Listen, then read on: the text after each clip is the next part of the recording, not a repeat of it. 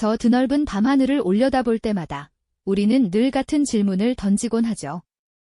과연 이 광활한 우주 속에 우리만 홀로 존재하는 걸까요? 이 질문은 단순한 공상 과학 영화 속 이야기가 아닙니다.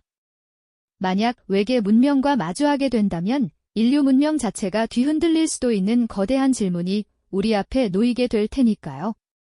상상 그 이상의 충격이 될 수도 있겠죠. 우리는 이 거대한 미스터리의 답을 함께 찾아보는 여정을 시작하려 합니다. 단순한 호기심을 넘어 인류의 존재론적 뿌리까지 탐구하는 이 흥미로운 이야기에 여러분을 초대합니다. 인류는 아주 오랜 옛날부터 밤하늘 너머의 존재를 상상해왔습니다. 고대 문명의 벽화나 전설 속에서도 별과 외계 생명체에 대한 막연한 동경을 찾아볼 수 있죠.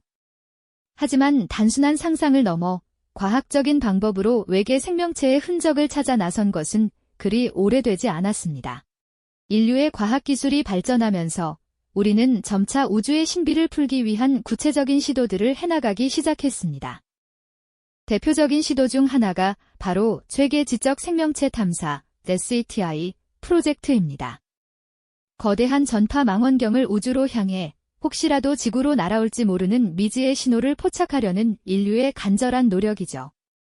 마치 드넓은 바다에서 작은 조약돌 하나를 찾는 것처럼 수십 년간 이어져 온 이 탐사는 아직까지 명확한 답을 주지 못했지만 인류의 끈질긴 의지를 보여주고 있습니다.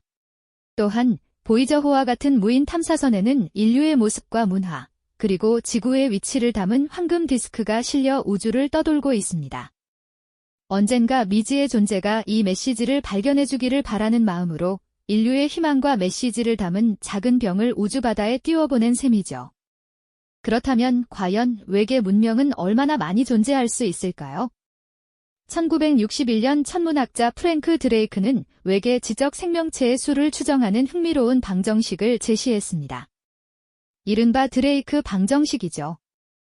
이 방정식은 은하계 안에 얼마나 많은 외계 문명이 존재할 수 있을지를 수학적으로 추론해 보려는 시도였어요.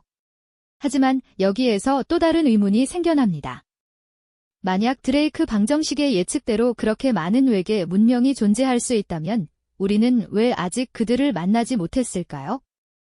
왜 그 어떤 명확한 흔적도 발견하지 못하고 있는 걸까요? 이것이 바로 물리학자 엘리코 페르미의 이름을 딴 페르미 역설입니다.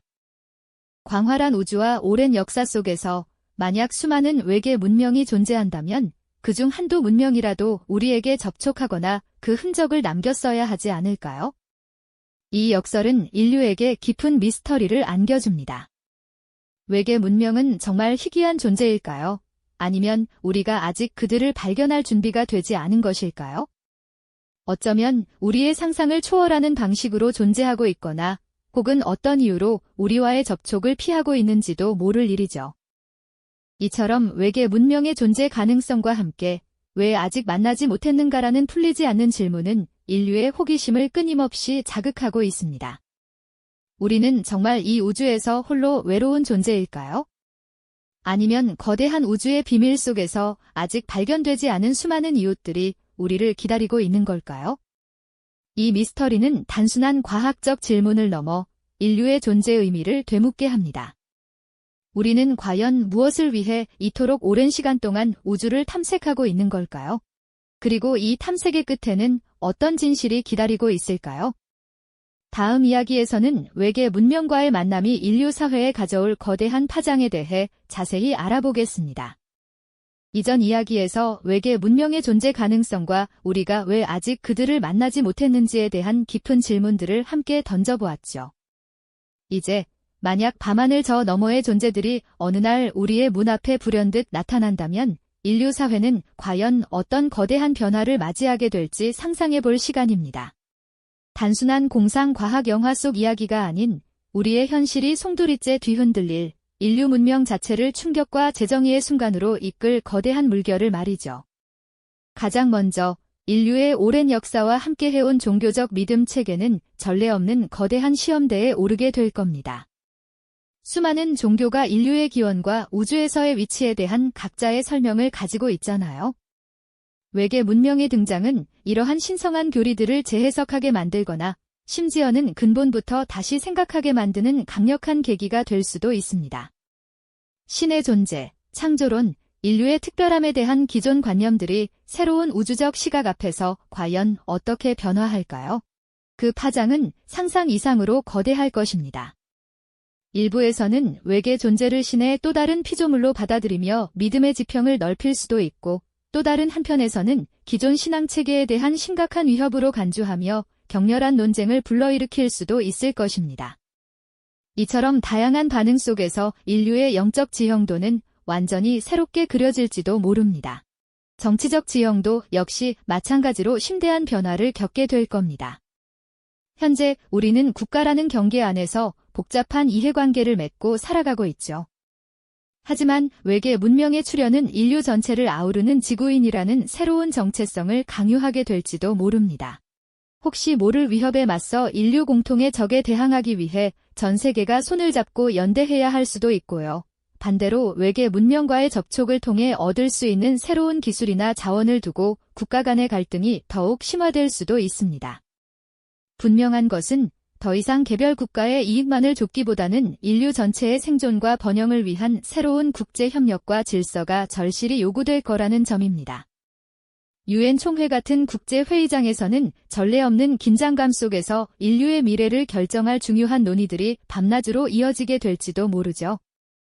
문화와 윤리적 가치관에도 심오한 변화가 찾아올 것입니다. 우리가 생각하는 인간다움이란 무엇인지, 생명의 정의는 어디까지 확장되어야 하는지에 대한 근본적인 질문들이 본물처럼 쏟아져 나올 겁니다. 외계 문명이 만약 우리보다 훨씬 진보한 기술과 문명을 가지고 있다면 우리의 과학, 예술, 철학은 그들로부터 어떤 새로운 영감과 지식을 얻게 될까요?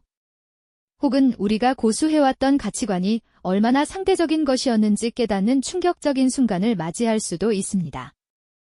인종, 성별, 국적을 넘어 인류라는 하나의 큰 울타리 안에서 서로를 이해하고 연대하는 새로운 방식이 필요할 겁니다. 그들을 어떻게 대해야 할지에 대한 윤리적 고민도 깊어지겠죠.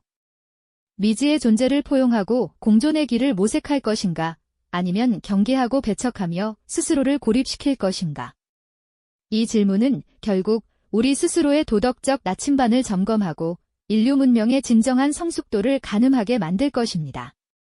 외계 문명과의 만남은 단순히 흥미로운 상상 영역을 넘어 인류의 정체성과 가치관을 뿌리부터 흔들고 재정의하게 될 겁니다. 혼란과 두려움 속에서도 새로운 희망과 무한한 가능성을 찾아 나서는 거대한 여정이 될 수도 있겠죠.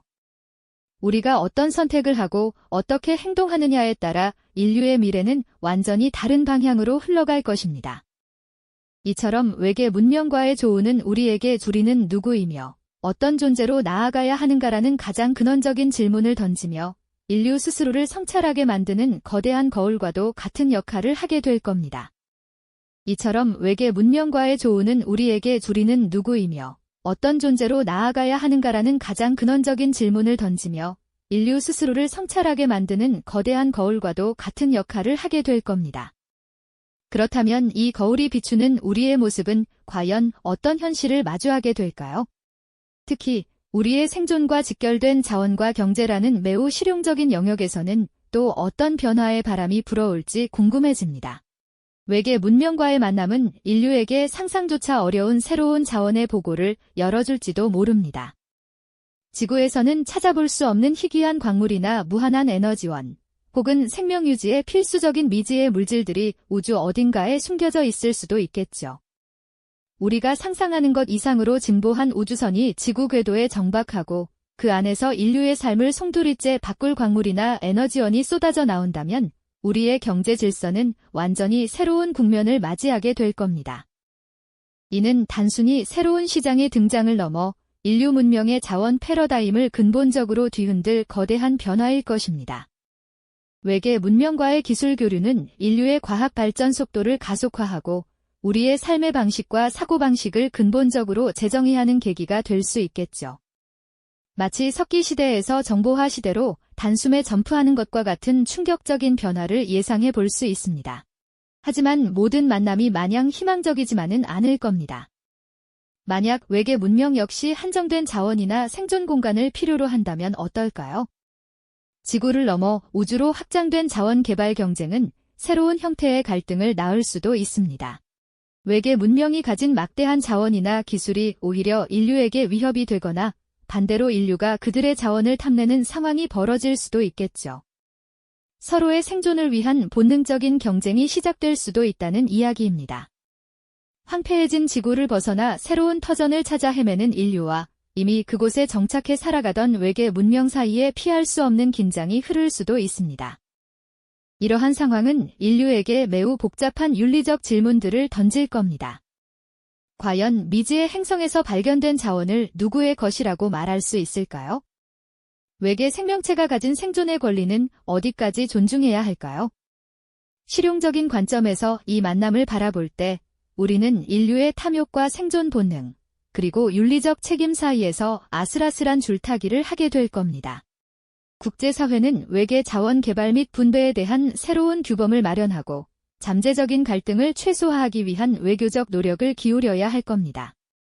어쩌면 전 세계 지도자들이 한자리에 모여 지구를 넘어선 우주의 자원을 어떻게 관리하고 활용할지에 대한 심도 깊은 논의를 펼치는 장면을 보게 될지도 모르죠.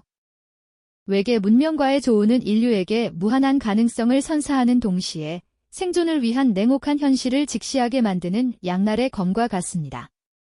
이 만남이 인류의 기술 도약과 번영을 이끌지 아니면 새로운 형태의 자원 전쟁과 갈등을 초래할지는 순전히 우리의 선택과 지혜에 달려있을 겁니다.